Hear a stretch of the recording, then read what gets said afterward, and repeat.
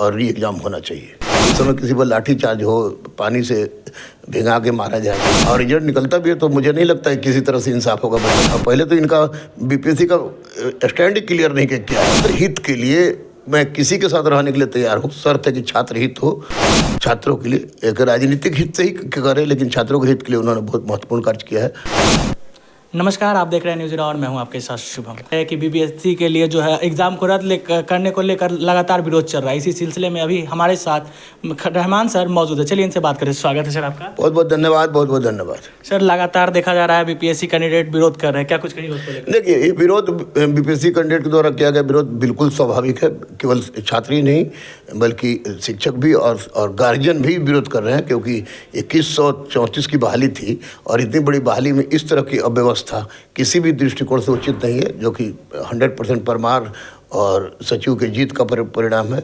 इसका री एग्जाम होना चाहिए, इसका मैं भी समर्थन कर रहा हूँ, छात्र भी समर्थन कर रहे हैं, इसकी मांग भी कर रहे हैं। लगातार सर स्टूडेंट के ऊपर लाठी बरसाए जा रहे हैं, पानी ये तो बिल्कुल गलत है। जब आज़ाद भारत है, लोकतंत्र की बात है, अपना मांग रखने का अधिकार सबको संवैधानिक अधिकार है, तो उस समय किसी पर लाठी चार्ज हो, पानी से भिगा के मारा जाए तो यह बिल्कुल बर्बरता है। इसको बर्बरता से कम कुछ नहीं कह सकता है। प्रशांत किशोर सर जब इस छात्र के जो साथ आए तो उनको जो है वहाँ से उठा दिया गया। देखिए, संविधान के ढांचा के अंदर रहकर जो भी कोई काम करता है वो सही करता है, और उसके विरुद्ध होगा तो गलत होगा। तो प्रशांत किशोर भी गांधी मैदान में कर रहे थे तो स्वाभाविक था कि वो रिस्ट्रिक्टेड एरिया था, लेकिन जो उन्होंने किया है छात्रों के लिए एक राजनीतिक हित से ही करे, लेकिन छात्रों के हित के लिए उन्होंने बहुत महत्वपूर्ण कार्य किया है। मैं उनका इस कार्य का समर्थन करता हूँ। तो लगातार रहमान सर प्रशांत किशोर के साथ रहेंगे बीपीएससी कैंडिडेट के लिए या फिर नहीं? और छात्र हित के लिए मैं किसी के साथ रहने के लिए तैयार हूँ, शर्त है कि छात्र हित हो, वो प्रशांत किशोर हो या और कोई हो। सर, खान सर भी मौजूद थे, लेकिन इन कुछ दिनों से देखा जा रहा है कि खान सर भी अपने आप को पीछे कर लिया है। आई नो कमेंट इस मामले में कि क्या है वो उनका अलग एक अपना दुनिया है, मेरी एक अलग दुनिया है। मैं और सत्येंद्र का एक अलग दुनिया पे पढ़ाना है। कोई अलग कर ले क्या कर ले उससे हम लोग को फ़र्क नहीं पड़ता है। हम लोग का सिर्फ मेरा और सत्येंद्र का एकमात्र उद्देश्य है कि छात्रों के लिए जीना। छात्रों के लिए जीते थे, छात्रों के लिए जीते हैं, छात्रों के लिए जिएंगे। सर, एक चीज़ और, 12 तारीख को पप्पू यादव जो है बिहार बंद करने का ऐलान कर रहे हैं छात्र को लेकर। तो नहीं, बिल्कुल नहीं। इस तरह किसी भी, मैं गांधी को मानता हूँ, गांधीवादी देश में रहता हूँ, और निश्चित रूप से किसी भी तरह के हिंसक आंदोलन का 1% क्या 0% भी मेरे और सत्येंद्र की ओर से ना समर्थन कभी था, ना है, ना रहेगा। इस तरह की बात का समर्थन मैं नहीं करता हूँ। अगर सब कुछ बंद रहेगा, बिहार बंद रहेगा, तो अपनी संस्थान हम बंद करके घर पर हम लोग पढ़ने लिखने काम करेंगे।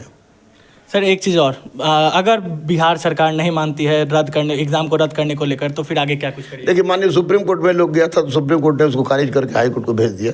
तो अब हाई कोर्ट से जब प्रोसेस जाएगा, निश्चित रूप से न्यायालय पर सबको विश्वास है और री एग्जाम होना चाहिए। टोटल जितना कैंडिडेट दिया सबका री एग्जाम? बिल्कुल। Re exam is only one solution for such type of problem. Re exam नहीं होता है तो बच्चे में संशय की स्थिति बने रहेगी और ना ही उनके साथ इंसाफ होगा। अच्छा, जो लोग सर इस बार निकाल चुके एग्ज़ाम, उनका जो निकल चुका है, तो क्या उनके साथ नाइंसाफ़ी नहीं होगी? कोई किसका एग्जाम निकल गया है? जो ये लोग इस बार जो एग्ज़ाम दिए हैं, जिनका रिजल्ट आ जाएगा, तो फिर उनके साथ नहीं, रिजल्ट आ जाएगा तो किसका रिजल्ट? अभी तो रिजल्ट ही नहीं आएगा। ये तो परसेंटाइल के मुद्दा पर कभी आते हैं, कभी आपको नॉर्मलाइजेशन के मुद्दा पर आते हैं, और कभी आपको स्केलिंग के मेथड पर आता है। तो पहले तो इनका बीपीएससी का स्टैंड ही क्लियर नहीं किया है, तब रिजल्ट निकला नहीं है, और रिजल्ट निकलता भी है तो मुझे नहीं लगता है किसी तरह से इंसाफ होगा बच्चों के साथ। वो गलत होगा, जबरदस्ती थोपा गया होगा। आगे क्या कुछ करिएगा सर? छात्रों के लिए जीना, छात्रों के लिए मरना मेरा सत्येंद्र का उद्देश्य था, है और रहेगा। चलिए, बहुत बहुत धन्यवाद सर। Thank you. तो अभी हमारे साथ रहमान सर मौजूद थे, तमाम मुद्दों पर इनसे चर्चा हुई। बाकी आप सभी को क्या लगता है कमेंट बॉक्स में देना ना भूलें। आप देख रहे थे न्यूज़ शुभम के साथ।